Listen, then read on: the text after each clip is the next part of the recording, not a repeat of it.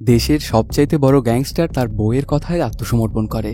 18 বছর পরে যখন জেল থেকে সে বের হয় তখন তার ছেলেকে এক কেসে ফাঁসিয়ে জেলে পাঠায় অন্য এক গ্যাং। এতে তাণ্ডবলীলা শুরু করে বাবা, আর আবারও সেই আগের রূপে ফিরে আসে। বলছিলাম সদ্য মুক্তিপ্রাপ্ত অজিত কুমার অভিনীত গুড ব্যাড আগলি মুভিটার কথা। কোনো স্পয়লার না দিয়ে চলো তাহলে গল্পের গভীরে ঢুকে পড়া যাক। সিনেমার শুরুতেই দেখা যায় প্রধান বিচারপতির কাছে একটা চিঠি এনে দেওয়া হয়। সেটাতে লেখা ছিল রেড ড্রাগন ফিরে এসেছে। এই চিঠিটা পেয়ে প্রধান বিচারপতি ভয়েই কেঁপে ওঠে। কেন তিনি একটা চিঠি পেয়ে এত ভয় পাচ্ছে, আর কেই বা এই রেড ড্রাগন? তখন রেড ড্রাগনের সহকারী জানায় রেড ড্রাগন স্যারেন্ডার করতে এসেছে। তারপর পরে পুলিশের কাছে স্যারেন্ডার করে রেড ড্রাগন। ওর নাম একে। তখন ওকে 18 বছরের সাজা দিয়ে জেলে পাঠানো হয়। একে যখন জেলে যাচ্ছিল তখন আশেপাশে থাকা সবাই ভয়ে কাঁপছিল।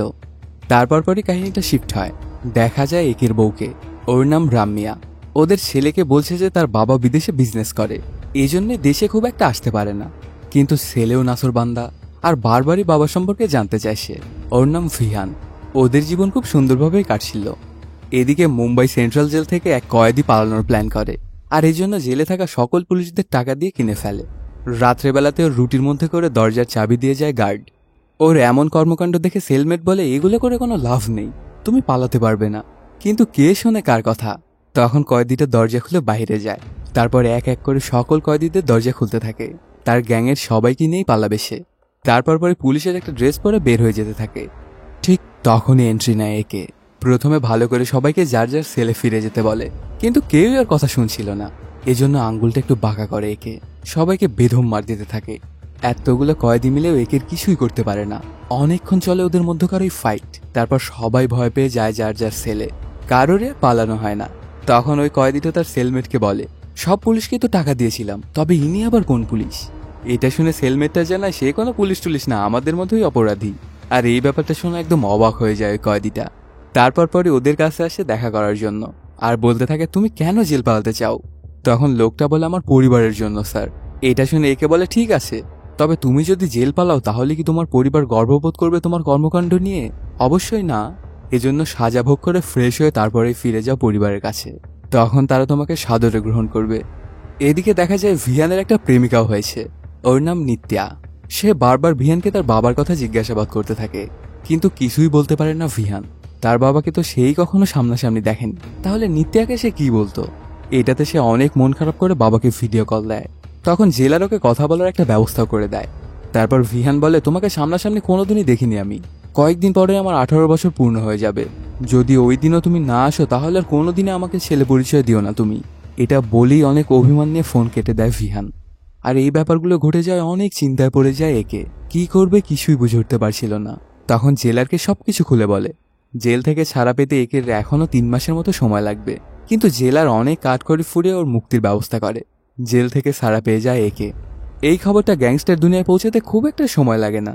সবাই ভাবতে থাকে হয়তো একে আবারও ফিরে আসবে এই সন্ত্রাসের দুনিয়ায়, কিন্তু একের এমন কোনো প্ল্যানই ছিল না। জেল থেকে ছাড়া পাওয়ার সাথে সাথে ওর সাথে দেখা করতে আসে রাম্মিয়া। একে অপরের থেকে প্রায় 18 বছর ধরে আলাদা আছে ওরা। ওকে দেখেই রাম্মিয়া খুবই ইমোশনাল হয়ে যায়। আসলে রাম্মিয়ার কথাতে একে পুলিশের কাছে ধরা দিয়েছিল।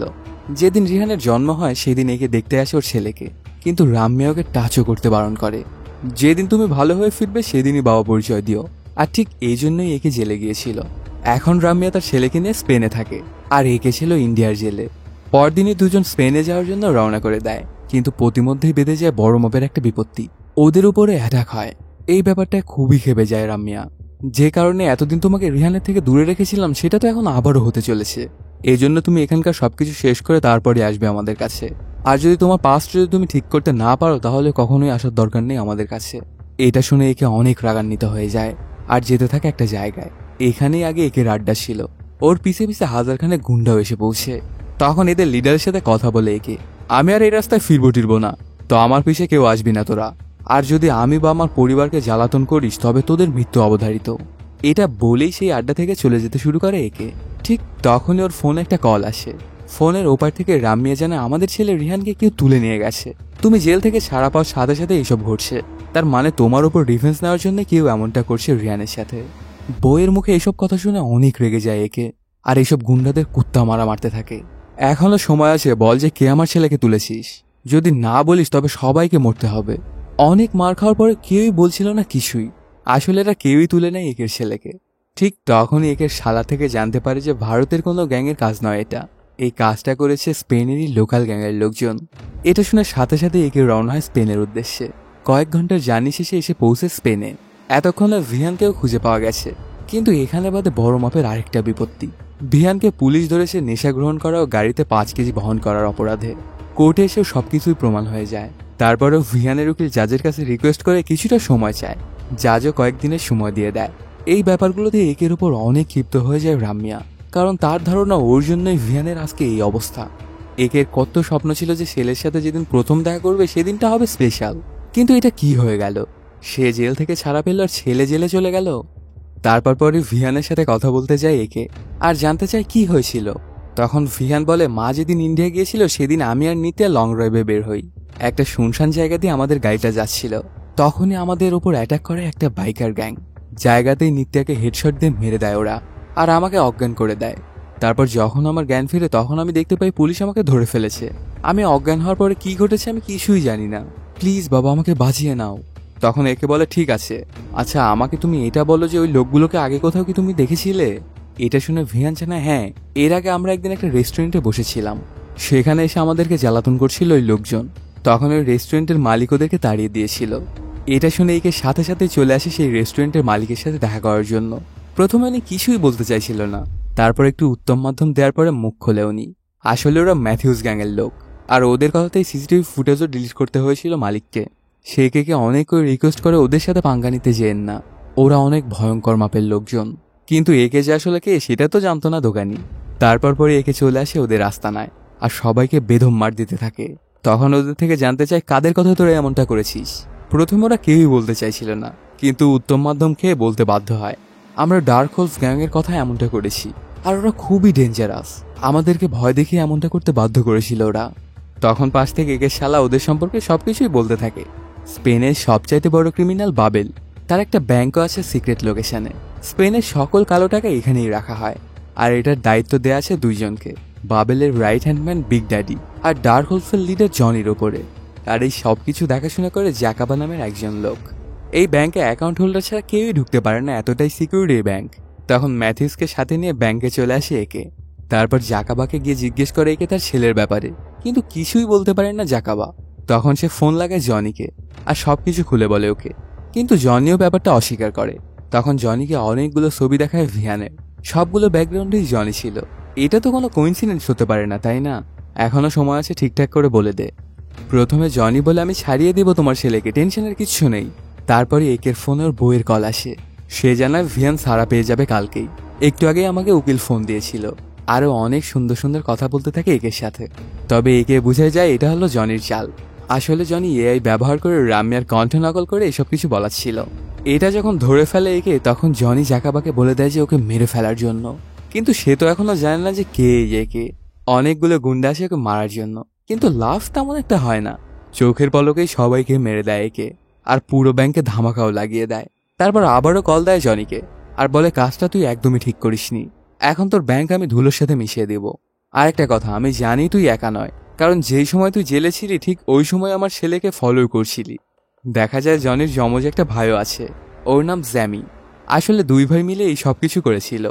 তখন একে ওদেরকে দুটা অপশন দেয়, হয় ব্যাংক থাকবে না হয় জাকাবা, যে কোনো একটা চুজ করতে হবে তোদেরকে। এখন কাকে বাঁচাবি, দ্য চয়েস ইজ ইয়ার্স। এদিকে দেখা যায় জাকাবা জ্যামের খুব ভালো বন্ধু, এই জন্য সে চায় জাকাবাকে বাঁচাতে, কিন্তু জনি চায় ব্যাংককে বাঁচাতে। এটা নিয়ে ওদের দুই ভাইয়ের মধ্যেই তুমুল বিতর্ক লেগে যায়। তখন একে বলে ভুল উত্তর, আমি চাই জাকাবাও মরবে আর ব্যাংকও ধ্বংস হবে। এটা বলেই ব্যাংকে ধামাকা করে। ব্যাংকে যত টাকা পয়সা কাগজপাতি ছিল সবকিছু ধুলোর সাথে মিশে যায়।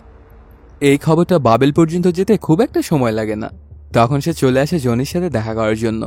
বাবেলও জানতো না যে ওরা দুই যমজ ভাই। সেখানে এসেই বাবেল জানায়, তোকে 4 দিনের সময় দিলাম, আমার সব পাওয়ার এখন থেকে তোর।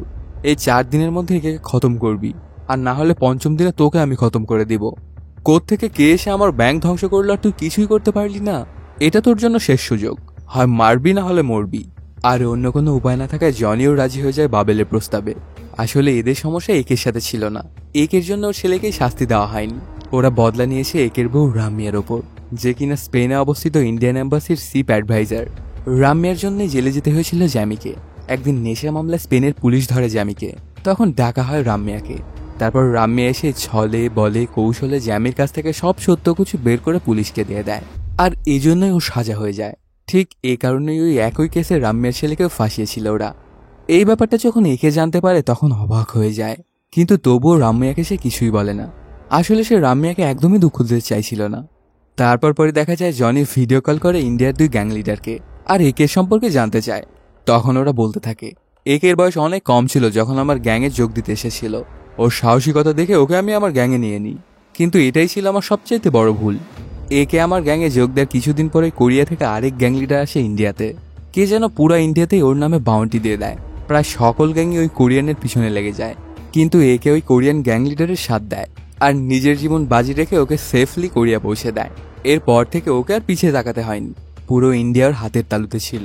তবে এগুলো শুনে খেপে যায় জনি আর বলে এটা ইন্ডিয়া না, স্পেন। সেখানকার লোকাল একটা গ্যাংস্টারের স্পেনে কি ভ্যালু আছে? এগুলো বলতে থাকলে স্পেনের এক বড় গ্যাং সেখানে চলে আসে। ওর নাম সাইমন। আসলে একে মারার জন্য বাউন্টি দিয়েছিল জনি, কিন্তু সাইমন এসে জনিকে অবাক করে দিয়ে বলে কাজটা আমি করতে পারবো না। তুই কি জানিস তুই কাকে মারার জন্য বাউন্টি দিয়েছিস? একে কোনো লোকাল গ্যাংস্টার না, সে ইন্টারন্যাশনাল খিলাড়ি। একবার একে কোরিয়া গিয়েছিল আর সেখানকার টপ হিটম্যান ডংলির সাথেও কাজ করেছে। ডংলি তো একে বলতে একদম পাগল। তারপর একটা কাজে একে গিয়েছিল জন উইককে সাহায্য করতে। তার সাথে একের বন্ধুত্ব অনেক গভীর।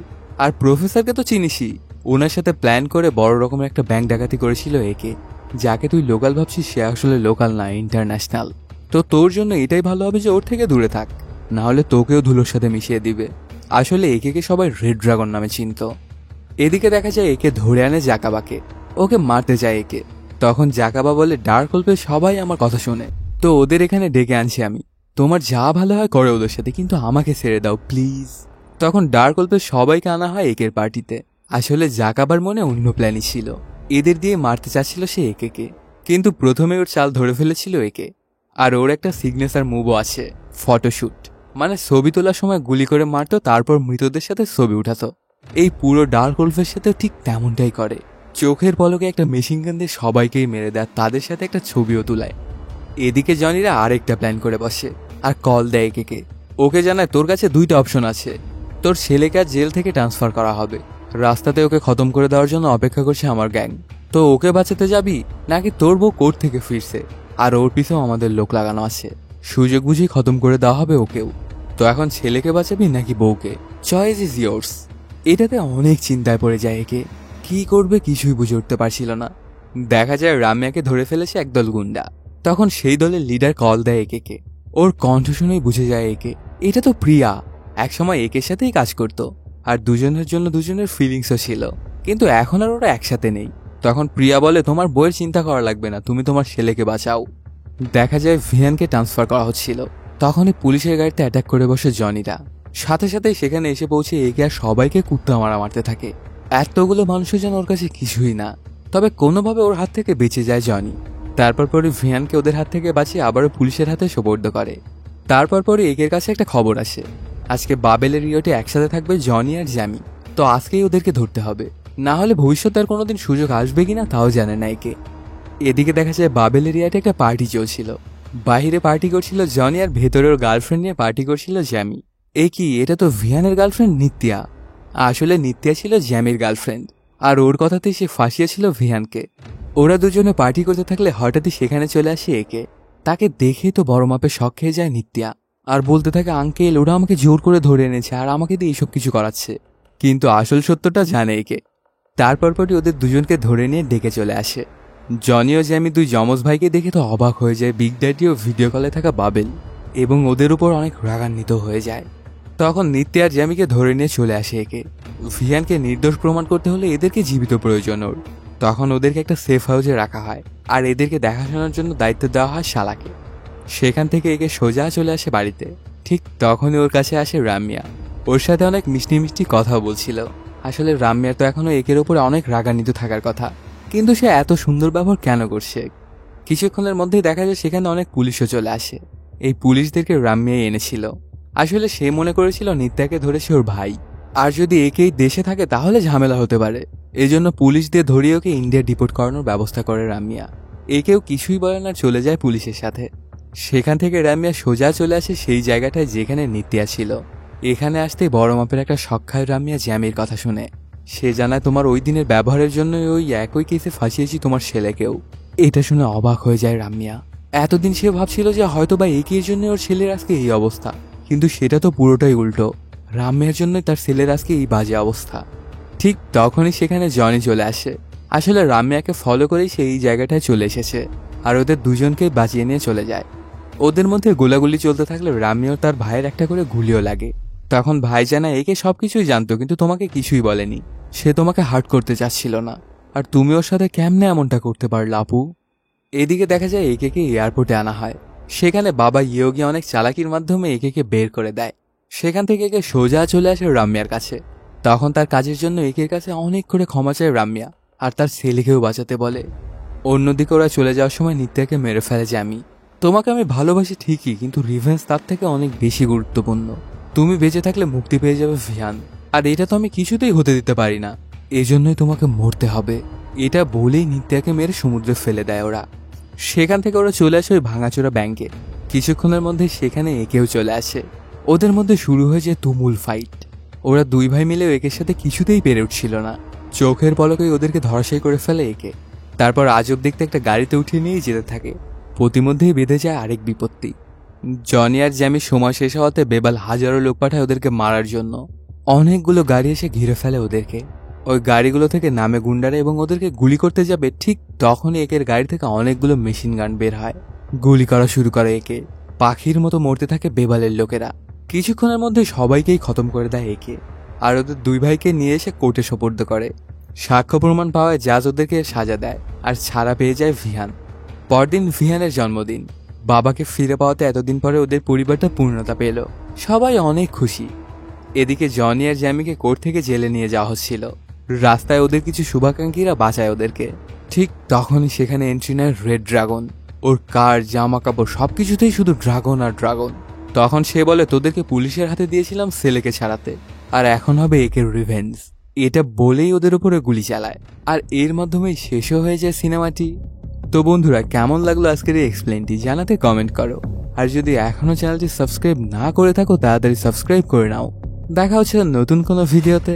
Till then, সায়োনারা।